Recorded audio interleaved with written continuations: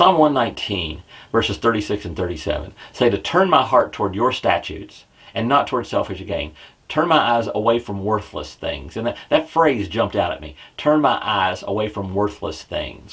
Why does God have to tell me to turn my eyes away from worthless things?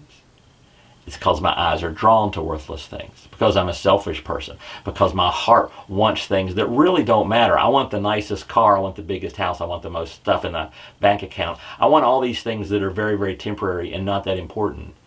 And sometimes as a pastor, I'll look at things that aren't nearly as important. Like I worry more about how many people show up than how many lives are being changed sometimes. And so I have to go back and remind myself of the non-worthless things in my life. Like just a few weeks ago, I was messaging with someone who used to attend our church and moved to the other side of the country.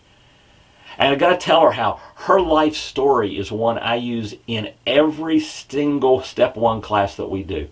And how her story is inspiring people to tell others about Jesus. On that same weekend, we had a worship service at church, and there was a couple up there who just a few months ago were like this close to divorce.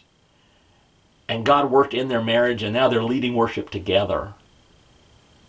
And then I speak regularly to a woman who was far from God a few years ago and now is leading our children's ministry. And frankly, our children's ministry is just populated with people who 5 years ago were really far from God, and God's done an amazing work in their lives. And those are non-worthless things. Those are highly valuable things. Those are the stories we need to be telling. Because God works. God is working. God is continuing to work. And that's what I need to focus on. I need to turn my eyes away from the worthless things to the highly valuable things that God is doing in our church and in my life. And that's today's Jumpstart.